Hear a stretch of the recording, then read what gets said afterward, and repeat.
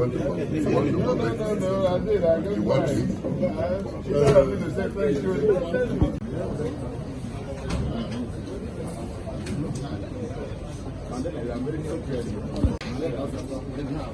Okay, the cross-examination of BBB started today and went on smoothly, but the defense got to a point where they needed documents to confront the witness, and those documents have been applied for. The CTC have been applied for, but not obtained yet.